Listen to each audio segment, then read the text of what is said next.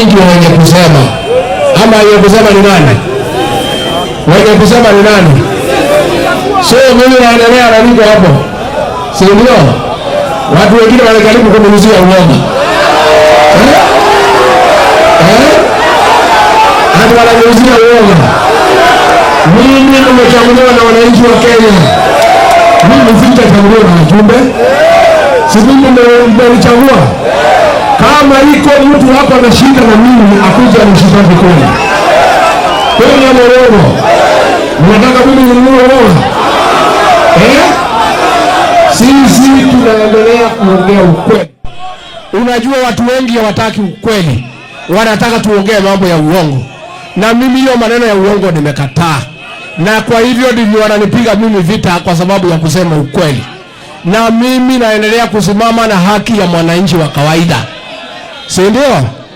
Si tuendelee kusimama na haki ya mwananchi wa kawaida? Wangapi nasema niendelee kutetea wananchi, niendelee kutetea wananchi, niendelee kutetea wananchi. Tumekubaliana watu wetu. Nitaraibu. Kwa hivyo sisi tuko hapo na kazi yetu ni kushughulikia Wakenya.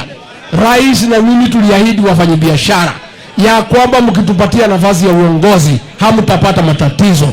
Mambo yenu itakuwa sawa, biashara yenu itaimarika, na ndio mimi niko hapo naendelea kusimama na huyo msimamo. Mngetaka huyu mheshimiwa msalimie Bwana Mogo? Haya, mheshimiwa Mogo. Na Gikomba oye! Deputy President amejitolea kama mtetezi wa wanyonge, si ni kweli? Na kwa sababu amesimama na sisi na sisi tunasimama na yeye kidete, si ni kweli? Sisi tunafurahi sana Bwana Deputy Rais, kwa sababu wewe ulijitolea kuongea ukweli kila wakati. Na ukajitolea na utatetea wanyonge na watu wa chini lazima uwatetee.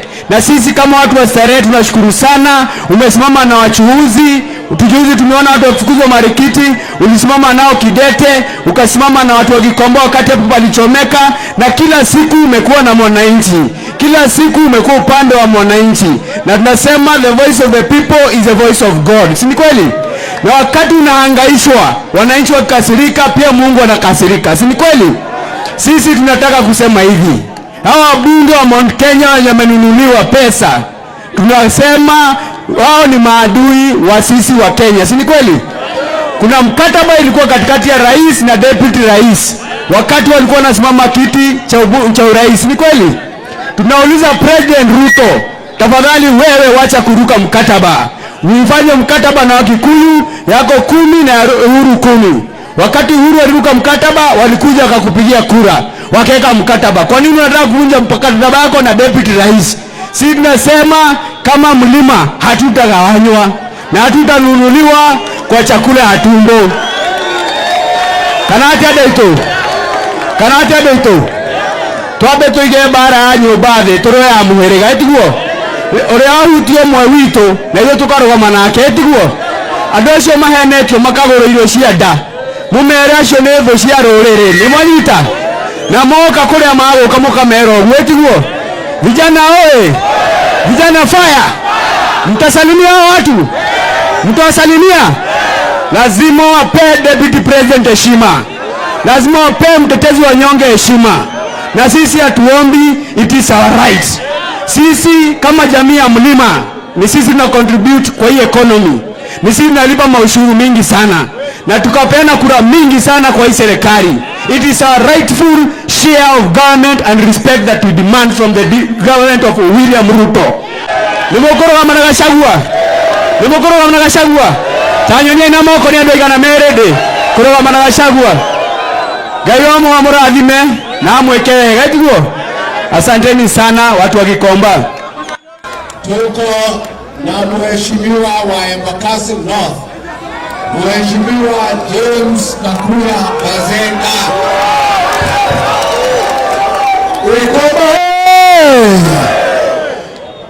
Watu wa Gikomba, leo tuna mgeni rasmi ambaye ni naibu wa rais, na sisi kama wa Nairobi yetu ni kusema mgeni karibu sana.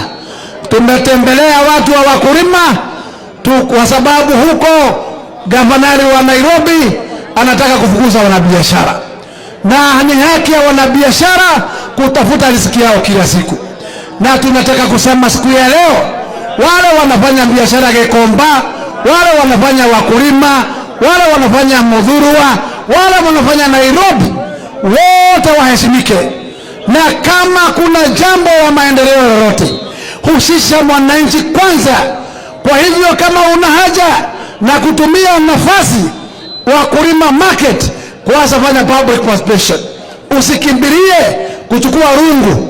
Wewe ulinyenyekea kama Sakaja, ukishikwa mkono na naibu wa rais, ukatembezwa Nairobi hii, ukakubaliwa, tukawacha mchana wetu Bishop Wanjiru ili wewe upate nafasi.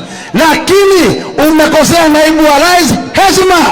Hata wewe umefika mahali umekuwa mstari wa mbele. Tukisema Nairobi tuache upomoaji wa manyumba, wewe haujaongea kama gavana.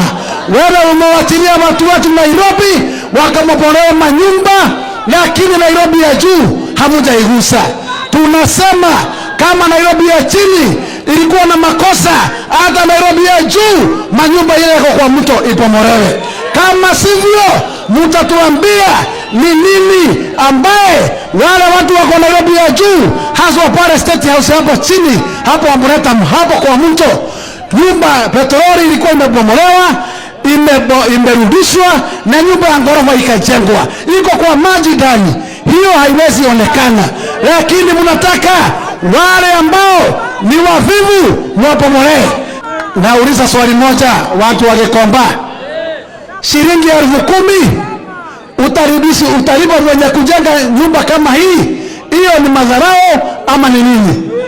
Kama ni serikali ya wananchi, mungekubali wale manyumba mlikuwa nataka kupomoa, mupomoe na mulipe gharama, mulipe wenyewe. Lakini mnawapatia 10,000 ya machozi. Mnataka kupeleka watu wale maskini wa mwisho. Hii serikali ilikuwa ya kujengea wananchi uchumi ama ya kuwapomolea? Mimi nakwambia naibu wa rais, najua wewe umesimama kidete, lakini kuna watu wana madharau, na hiyo madharau ni ile kifuli.